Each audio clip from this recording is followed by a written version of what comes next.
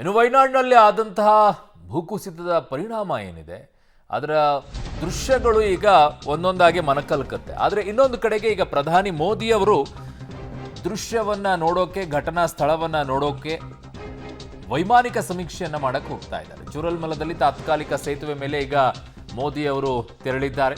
ಸಂತ್ರಸ್ತರ ಜೊತೆಯೂ ಕೂಡ ಮೋದಿ ಮಾತುಕತೆಯನ್ನ ಮಾಡ್ತಾ ಇದ್ದಾರೆ.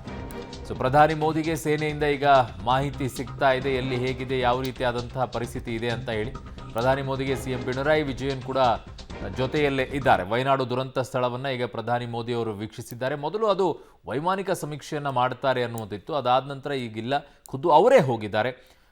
ರಾಹುಲ್ ಗಾಂಧಿ ಅವರು ಕೂಡ ಹೋಗಿದ್ರು. ಅದಾದ ನಂತರ ಈಗ ಪ್ರಧಾನಿ ಅವರು ಖುದ್ದಾಗಿ ಹೋಗಿ ಏನಾಗಿದೆ, ಯಾಕಾಗಿದೆ, ಅಲ್ಲಿ ಹೇಗಿದೆ ಪರಿಸ್ಥಿತಿ, ಇವೆಲ್ಲವನ್ನ ಈಗ ಸ್ವತಃ ಪ್ರಧಾನಿಗಳೇ ವೀಕ್ಷಣೆಯನ್ನು ಮಾಡ್ತಾ ಇದ್ದಾರೆ.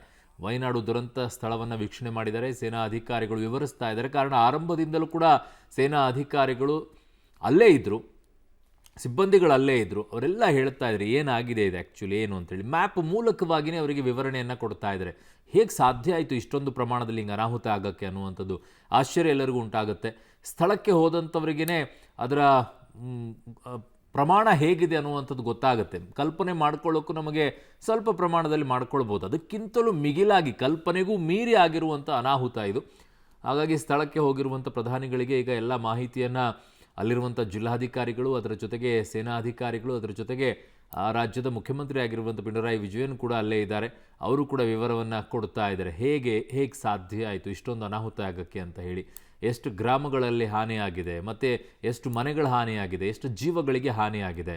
ಒಂದು ಕಡೆಗೆ ವೈಮಾನಿಕ ಸಮೀಕ್ಷೆಯನ್ನು ಪೂರ್ಣ ಪ್ರಮಾಣದಲ್ಲಿ ನೋಡಿದರು, ಎಲ್ಲಿಂದ ಆಯಿತು ಇದು ಅಂತ ಹೇಳಿ.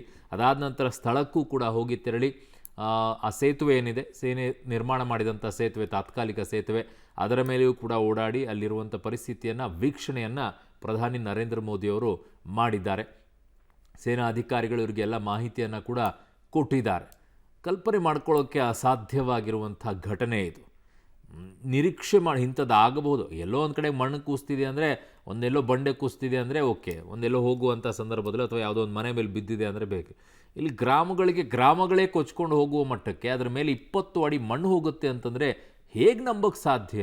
ಯಾವುದೋ ಒಂದು ಮೂವಿಯಲ್ಲಿ ನೋಡ್ಬೋದೇನೋ, ಬಟ್ ಇಲ್ಲಿ ಹಂಗೆ ಆಗಿದೆ. ಆಗಿರುವಂಥದ್ದನ್ನು ನಂಬಬೇಕು ಅಂದರೆ ಕಣ್ಣಾರೆ ನೋಡಬೇಕಾಗತ್ತೆ ಕೆಲವರಿಗೆ.